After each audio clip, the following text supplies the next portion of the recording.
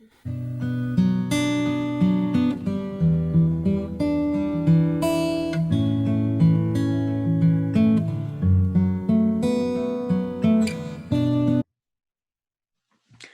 to the IntualityAI podcast, where today we will be giving our predictive analytics for the data on the US, the UK, and Canada for the upcoming weeks. Hi, I'm Dr. Howard Rankin. I'm along here with founder and chairman of IntualityAI, Grant Rainier. And just a word at the beginning here about predictive analytics. Our AI analytics have had 30 years research and development and have shown to be successful in a variety of different fields. But remember, prediction is really about guiding and planning. Predictions are rarely completely accurate. As a British statistician, George Barks, once said, all models are wrong, some are useful. And we hope that ours will be useful. And if you are planning as we move forward in the pandemic and you see our predictions and see that they are different from yours, we're certainly here to help and hope that you will consider that. And again, our predictions are based on data. We have not put anything of ourselves in there in the sense that we haven't planned and programmed, oh, well, we're going to be opening up then and this. We haven't done any of that. This just is based on existing data that we have collected from around the world. Okay, Grant, so what do we have for us today? Okay, Howard, let me start off. This is going to concentrate on predictions for the US, Canada, and the UK, and specifically predicting number of cases predicted into the future, the number of deaths as well. And we have a couple of summary statements that we think we can draw out of this, and we'll point those out as we go here. So let me go to the first chart. The first chart is of the US, and this is the total cases predicted for the US from today, actually, out through the end of July. It shows that there is a continuous increase in the number of cases. Somewhere out in the beginning of about June, there is some flattening of the curve, not much, but there is some. But then there is a pickup of that curve being predicted basically in mid-July. And that might be what we would term a second wave. The average daily added number of cases per day is averaging around 20,000 in the United States. And there are some spikes from one day to the next up to as much as 38,000. Okay, now one of the things that we must always consider when we're looking at cases is cases depend on testing. Testing has been variable. We assume, although I don't think that's factored into this particular prediction, but we are assuming generally that more tests will be available over time. And indeed, this is one of the things that people are saying are going to be absolutely necessary to fully open up the economy. But this prediction is based on just the existing data. So again, you have to be careful because the number of tests we think are going to multiply significantly, but nonetheless, there's still an increase independent of any increase in testing, correct? Yeah, that's right. And we've tried to be very careful in where we get our data. I can tell you the principal sources are from Johns Hopkins, a division of Johns Hopkins that is providing their own reports of status on the internet. And then from some other organizations in the United States that are providing data that we think is credible. But every day there are some major adjustments to those. And all we can do is to take a close look at it and make sure that our system is getting the very best data that we can find. So from here, I'd like to go to the next one, which is deaths in the United States. And this is definitely interesting information. As you can see, the number of deaths are projected to rise up to a maximum of about 100,000 or 106,000 by the early June And then there is a flattening. It doesn't stop. That doesn't mean that we stop having people dying from the pandemic, but there is a much slower increase in it at that point.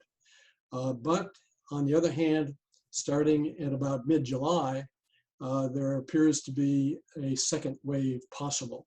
And we say possible because as we go forward here and update this every day, which we do, this curve might change. Okay. Anything else about the U.S. then? Yeah, We've been averaging about 2,000 a day for the last few days. The peak was predicted sometime in the middle of last week, around 2,500, and that certainly has been accurate. And we've been on that 2,000 to 2,500 a day ever since. So that's where we're at. right. So let me go on now to Canada. I know there's considerable interest in what we've been doing in our projections with Canadians. Here again, for the number of cases in Canada, they're averaging about 700 per day. We see that continuing out into early June, where there appears to be a flattening of some amount, but then a possible ramping up for a possible second wave in early July. The current rate of new cases is running at about 700 per day, with spikes as much as 1,600. And the difference in these spikes and the average is, I think, pretty much a reporting process where information is collected and suddenly updated as opposed to having it fed in much more consistently as it's reported. So I'm going to go to the number of projected deaths in Canada. Here it is continuing to rise up through the early June, into early June. And then it flattens out to some degree, but it's still increasing. It's not flattening out as much as we saw in the United States, but it is continuing to increase. And then again, there's this pesky second possible wave that occurs in mid-July. And with time, we'll see whether or not this is consistently coming out of our system. Yeah, they certainly seem to be consistent in terms of the projection of an uptick, whether you want to call that a second wave or not. Probably doesn't matter, but all of the things you've shown us so far are suggesting a flattening and then an uptick June or July. That's correct, yeah. And then finally, I'm going to go to the UK. Here, it's something similar, but again, continued growth in the number of cases out through early June. And then there's a decrease in the rate of growth from there out to mid-July. And again, there's an indication of a possible second wave coming in mid-July for the United Kingdom. Right, and again, these are the lines are cumulative, obviously, and so when it starts to go up steeper, that suggests more daily cases. That's All correct. right, and deaths in the UK have had a hard time with deaths. Right, and deaths in the UK look to show that there's a continual increase in the number of deaths at the average of about 400 per day. With some spikes actually at 7,000. And again, I think that's a reporting process where they're collecting data and suddenly dumping it into the system. And our system attempts to filter that and average it out a little bit more so you don't see those spikes in this curve here. But then the curve climbs at a slower rate beginning in early May. Much earlier than the other ones. But then again, the possible second wave occurring in mid-July as well. Okay. Do you have anything else you want to show us? Yeah, I've picked out, we collect data for each of the states as well. but we can't, and we don't have enough time to go through all of those. I'll just quickly go through two of them. We're going to go through California and New York. So California, the predicted cases for California seems to be no let up. It seems to be on a average of about 600 per day, spikes to 1,000, and no flattening of the curve through June. For the deaths in California, again, no let up in the expected predictions, about 40 per day with spikes to 70 per day, and no flattening through June as well. And then for New York, while they've been talking about a noticeable decrease, our charts might be contrary to that. So we show a continued increase in cases at the rate of about 1,800 per day, and spikes up to 5,000. I said 1,800, I meant at 3,800, with spikes up to 5,000 per day, and no flattening of the curve, again, through June. And then the number of deaths in New York are predicted to continue out through mid-May, with an average daily rate of about 300 per day, spikes to 500, and then a possible second wave in New York on deaths beginning in early June.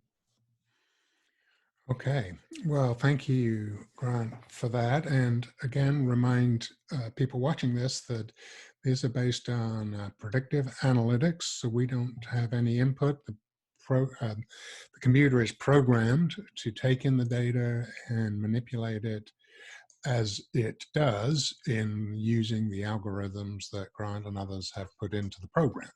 So again, that's what we have for now. Today is April the 19th. So that's where we are as far as these predictions today. We will continue to update them and see whether this predicted spike, or the flattening of curve, which sounds good, but then an uptick, where that is. We'll look at that in coming days, and we'll get back to you with another podcast on where we are going. Any final words, Grant? Yeah, I think that we should mention that this is obviously up on YouTube and on Facebook as well. We encourage everybody to make comments. We need those comments to be able to just improve how we're producing our podcast. And also we are going to be producing a separate podcast here shortly on some of the countries in the EU. Great. Well, thank you for watching. Keep tuned because we keep bringing you updates on the predictive analytics. And in the meantime, stay well, stay safe. Thank you for watching. Thank you very much.